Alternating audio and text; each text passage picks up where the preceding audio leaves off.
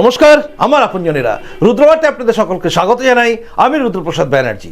চমকে উঠেছে গোটা বাংলা, গোটা বাংলায় থাকা আপামর জনগণ যে কোন পর্যায়ে পৌঁছে গেছে তৃণমূল কংগ্রেস। আজকে শুভেন্দু অধিকারীর করা একটি ভাইরাল অডিও ক্লিপ যেটা তিনি পোস্ট করেছে, সেটা শোনার পরে কার্যত বাংলার বুকে থাকা প্রত্যেকটা মহিলারা ভাববেন যে এই রাজ্যে তারা কতটা সুরক্ষিত আছেন। একদম সময় নষ্ট না করে শুনুন সেই অডিও ক্লিপটা, শুনুন। হ্যাঁ, মঙ্গলবার যে উমা তুমি আমার অফিসে 11টার দিকে চলে আসবে এবং আমি মাঝ বিতরণ হবে আর একটু চলে আসবে।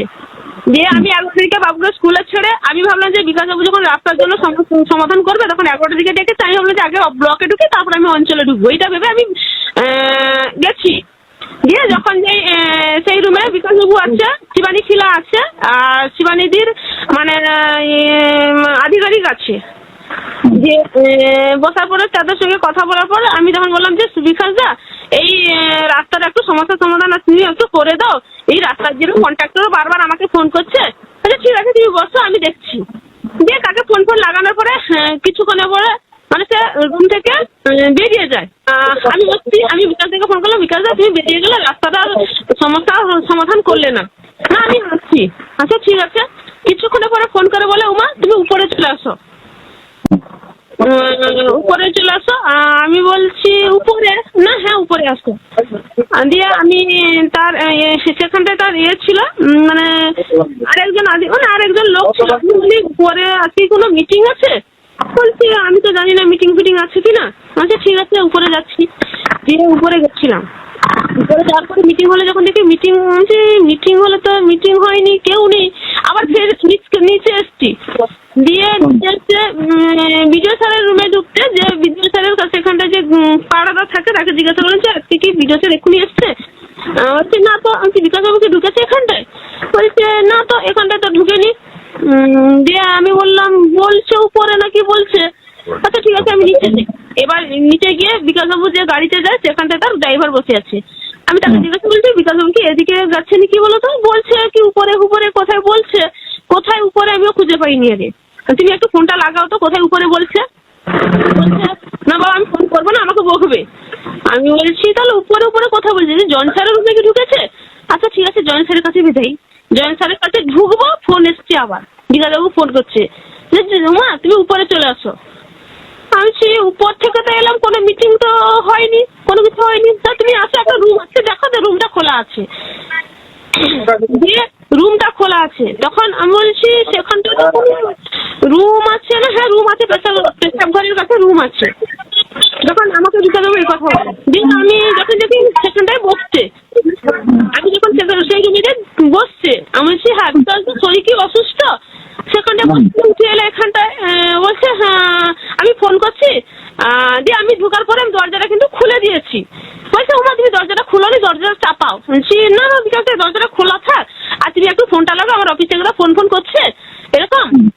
দিয়ে বলার পরে না তুমি দরজা চাপাও। বলছি না না তুমি আগে ফোনটা লাগা, আমি কথা তুমি উত্তমদাকে ফোনটা লাগাও, আর তুমি এখানটায় আসো। মানে 3টা খাট পড়ছে। বলছি বিকাশ দা এখানে কেউ কি ঘুমায়? রে খাট পড়ছে এখানটায়। না তুমি এখানটায় আসো, মানে মাঝখানে খাটে বসছে। আমি বলছি না না বিকাশ দা তুমি ফোন লাগাও, আমি এখানটায় দাঁড়িয়ে আছি, তুমি ফোনটা লাগাও। দিয়ে বলছে ঠিক আছে ফোনটা লাগিয়ে উত্তমদার সঙ্গে কথা বললো। দিয়ে উত্তমদার সঙ্গে কথা বলার পরে ঠিক আছে কারো কথা হয়েছে, আমি তাহলে আসি। আমি যেমন মানে আমি একটু উঠে পড়েছি, সে ফট করে উঠে পড়েছে।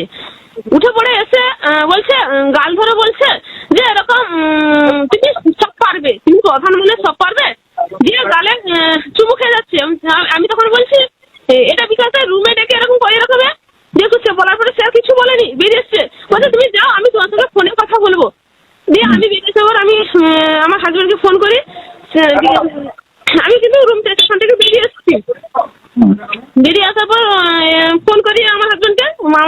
এবার সুজাতার হাজব্যান্ডকেও ফোন করি, ভোলাদাকেও ফোন করি। মহিলাদের জন্য ব্লকে বেশিরভাগ মহিলা যায়। তাহলে প্রধানের প্রতি যদি এরকম ব্যবহার করে, সাধারণ মানুষের প্রতি বিকাশ বেশ কিরকম ব্যবহার করে। কিন্তু এটা আমি আমার কানে দিকে হয়েছিল, মানে নেতৃত্বকে জানিয়েছি এই বিষয় যদি করতে পারে ভালো, না যদি করতে পারে আমি আমার ব্যবস্থা করব। আমি উপর নেতৃত্বের কাছেও যাব।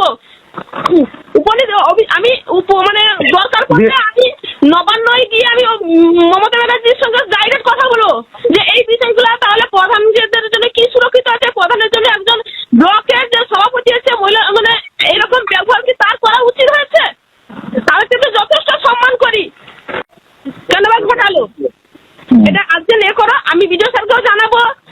আমি উত্তম দার কাছেও যাব, দরকার আমি অখিল বাবুর কাছেও গিয়ে এই বার্তাটা পৌঁছাবো যে কেন এরকম। শুভেন্দু অধিকারী তার পেজে মানে ফেসবুক পেজে পোস্ট করেছেন, সেটা হচ্ছে তৃণমূল নেতাদের হাতে তৃণমূল মহিলা নেত্রী পদাধিকারীদেরই সুরক্ষা ও নিরাপত্তা নেই পশ্চিমবঙ্গে। এই ভাইরাল কথোপকথনের অডিও ক্লিপে পূর্ব মেদিনীপুর জেলার কাঁথি ৩ নম্বর ব্লকের জনৈক মহিলা প্রধান কে কর্মক্ষেত্রে যৌন হেনস্থার যে তিক্ত অভিজ্ঞতার কথা বলতে শোনা যাচ্ছে, তাও আবার সরকারি কার্যালয়ের ভেতরে, তা সুশীল সমাজে আলোড়ন সৃষ্টি করবে। এটাই হলো রাজ্যে মহিলাদের নিরাপত্তার করুণ অবস্থা। একজন মহিলা গ্রাম পঞ্চায়েত প্রধান সরকারি কার্যালয়ে নিরাপদ নয়। পশ্চিমবঙ্গে প্রতিনিয়ত যৌন হেনস্থার ঘটনা নারীদের জীবন, স্বাধীনতা ও সমতার মৌলিক অধিকারকে লঙ্ঘন করে চলেছে। নারীদের কাজে যোগ দেওয়ার অন্যতম প্রধান অন্তরায় হয়ে উঠেছে এই ধরনের পরিবেশ, রাস্তায় ও কর্মস্থলে উভয় ক্ষেত্রেই। এই পরিস্থিতির কারণেই নারী উন্নয়ন ও অর্থনৈতিক ক্ষমতায়নে বিভিন্ন প্রতিকূলতার সম্মুখীন হতে হয় মহিলাদের। বিশেষ করে তৃণমূল নেতা কর্মী, তৃণমূল দলের সম্পদ লুম্পেন গুন্ডা সমাজবিরোধীরা তাক করে বসে আছে কখন সুযোগ নেবে। পুলিশ এদের ছাড় দিয়ে রেখেছে, তাই এদের এত দুঃসাহস ও বাড়বাড়ন্ত। যারা কথায় কথায় অপরাজিতা বিল নিয়ে গলা ফাটায়, তারাই দেখবেন উঠে পড়ে লেগেছে কিভাবে এই ঘটনাকে ধামাচাপা দেওয়া যায়। সব রকম প্রয়াস করবে যাতে নেতাকে বাঁচানো যায়।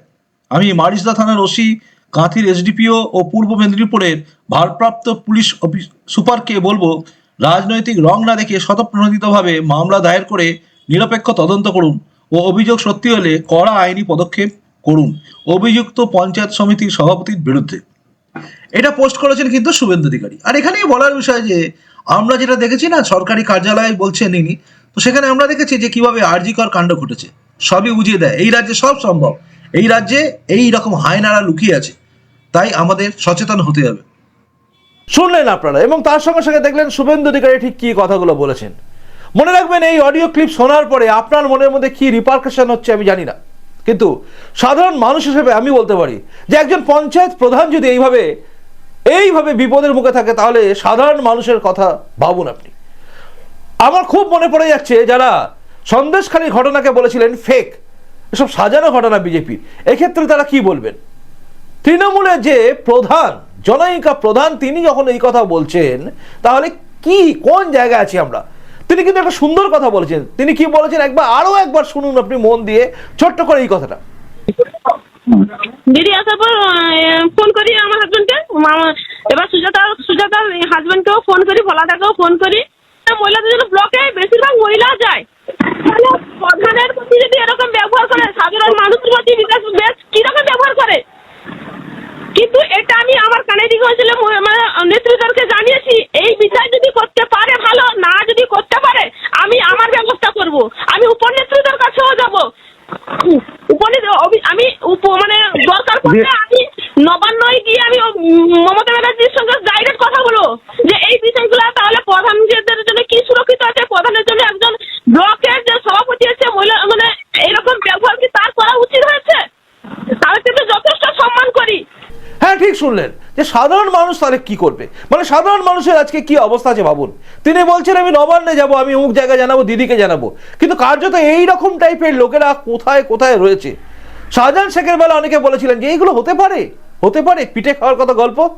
আজ কি মনে হচ্ছে প্রতিটা ক্ষেত্রে এরকম লোকগুলো রয়েছে।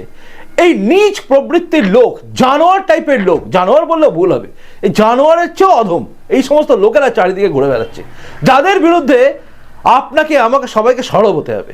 দেখুন, সময় আর হাতে নেই।